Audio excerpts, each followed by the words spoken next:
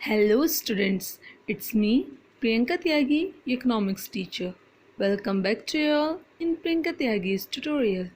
So, lastly we studied about the new economic policy. So, due to the economic crisis till 1991, India took a loan of $7 billion from IMF and World Bank. And to avail this loan, there were the certain conditions kept by them.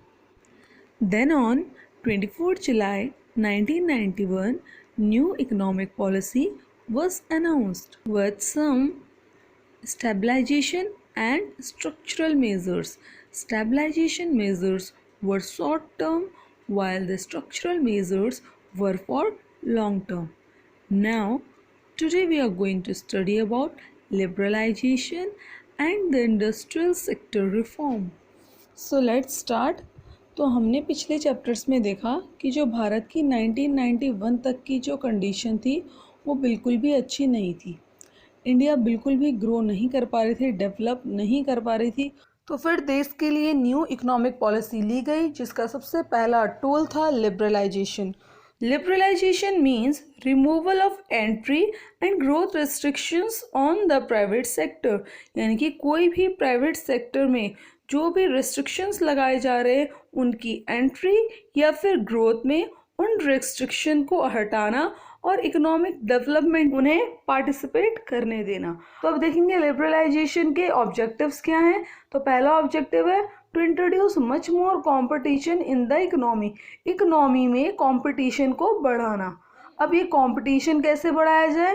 Competition बढ़ाने के लिए private sector और multinational companies को encourage किया गया। To create incentive for increasing efficiency of operation, और incentive दिए गए ताकि वो अपनी कार्य क्षमता को, अपने काम को और सुधार कर सके। अब इंसेंटिव क्या थे? जैसे अगर कोई भी कंपनी बैकवर्ड एरियाज में खोली जाती है तो वहाँ पर उनको बिजली में और आपके टैक्सेस में बहुत से रेमिटेंसेस और सब्सिडीज दी गई।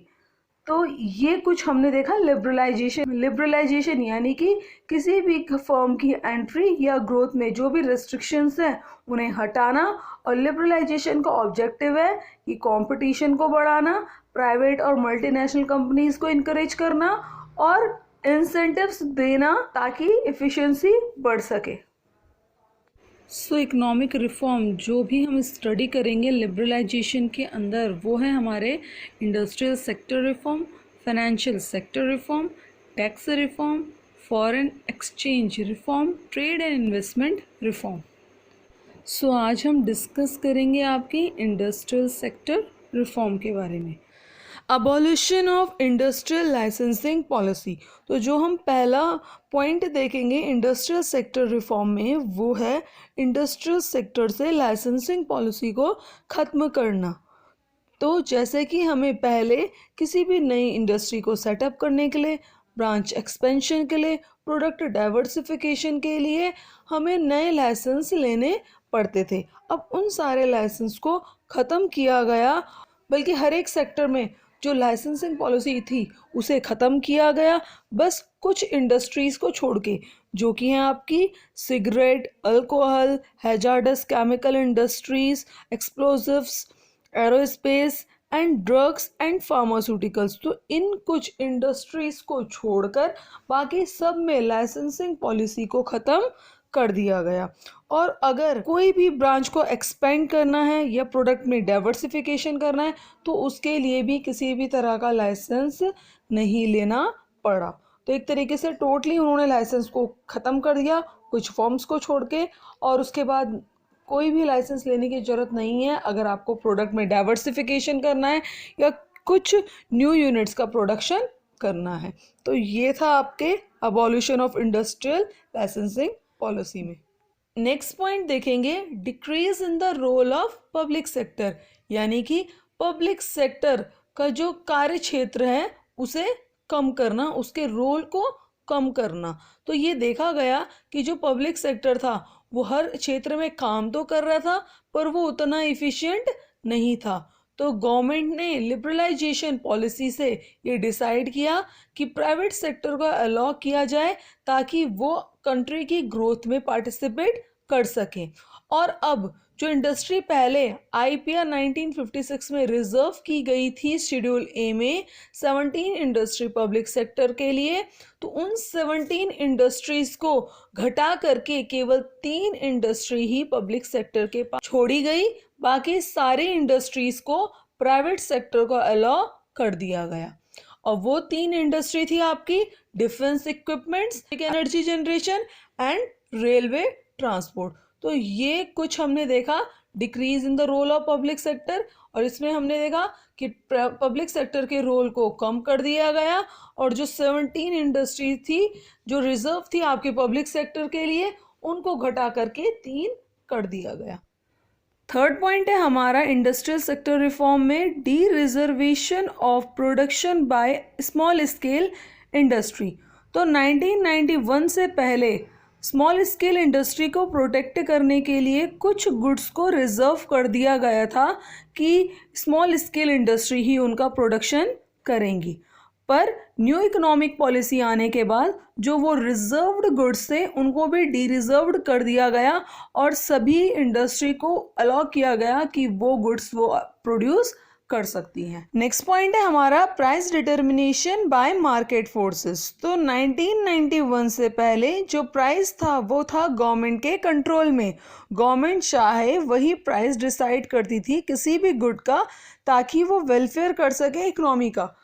बट न्यू इकोनॉमी पॉलिसी आने के बाद जो प्राइस का डिटर्मिनेशन हुआ वो मार्केट फोर्सेस पे छोड़ दिया गया, यानी कि जहां पर डिमांड और सप्लाई कट करेंगे एक दूसरे को वही पॉइंट डिसाइड होगा आपका एज अ प्राइस।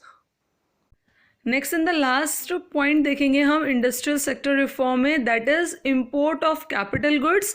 तो 1991 से पहले जो था किसी भी तरह का हम कैपिटल गुड्स को इंपोर्ट नहीं कर सकते थे, बहुत ज़्यादा उसमें रिस्ट्रिक्शंस हुआ करती थी।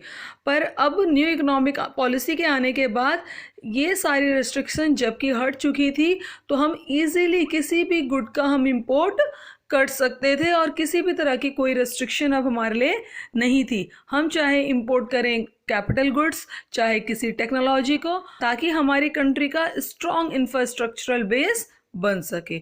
सो all this we studied today, now it's time to revise. So सबसे पहले हमने देखा आपका लिबरलाइजेशन यानी कि जो भी रिस्ट्रिक्शंस आपके प्राइवेट सेक्टर की ग्रोथ और एंट्री में लगाए गए हैं उनको हटाना। उसके बाद हमने कुछ ऑब्जेक्टिव्स देखे लिबरलाइजेशन के, वो थे आपके कंपटीशन को बढ़ाना, प्राइवेट और मल्टीनेशनल कंपनीज को अलाउ करना और इंसेंटिव देना उनकी एफिशिएंसी को बढ़ाने के लिए। नेक्स्ट हमने देखा था इंडस्ट्रियल सेक्टर रिफॉर्म्स। तो उसमें हमने सबसे पहले देखा था एबॉलिशन ऑफ लाइसेंसिंग पॉलिसी, यानी लाइसेंसिंग पॉलिसी को ख़त्म करना जो कि टोटली ख़त्म कर दी गई थी कुछ सेक्टर्स को छोड़कर, और किसी भी तरह के लाइसेंस की ज़रूरत नहीं थी अब डाइवर्सिफिकेशन में प्रोडक्ट के या फिर न्यू यूनिट्स के इस्टेब्लिशमेंट में। नेक्स्ट था हमारा decrease in the role of public sector. तो पब्लिक सेक्टर के रोल को कम कर दिया गया क्योंकि इतनी इफ़िशिएंट प्रूव नहीं हो पा रही थी वो कंट्रोलिंग में, और प्राइवेट सेक्टर को वहाँ पर अपॉर्चुनिटी दी गई। 17 यूनिट से 3 यूनिट तक रिड्यूस कर दी थी पब्लिक सेक्टर यूनिट्स। नेक्स्ट था D reservation of small scale industry. तो जो प्रोडक्ट स्मॉल स्केल इंडस्ट्री के लिए रिजर्व थे पहले उनको भी अब डी रिजर्व्ड कर दिया गया। नेक्स्ट था determination of price by the market forces. So 1991 से पहले जो प्राइस डिसाइड किए जाते थे प्रोडक्ट के वो गवर्नमेंट द्वारा डिसाइड किए जाते थे, पर अब उस फॉर्मेट में भी चेंज लाया गया और प्राइस को छोड़ दिया गया मार्केट फोर्सेस के आधार पे। Next in the last one था इंपोर्ट ऑफ कैपिटल गुड्स। तो पहले बहुत ज़्यादा रिस्ट्रिक्शंस थी आपके कैपिटल गुड्स के और टेक्नोलॉजी के इंपोर्ट्स में, तो नाउ न्यू इकोनॉमिक पॉलिसी आने के बाद इन सारी चीज़ों में भी एक्सेप्टेंस दी गई और रिस्ट्रिक्शंस को हटाया गया। So all this was for today. Thank you and please do like share and subscribe to my channel.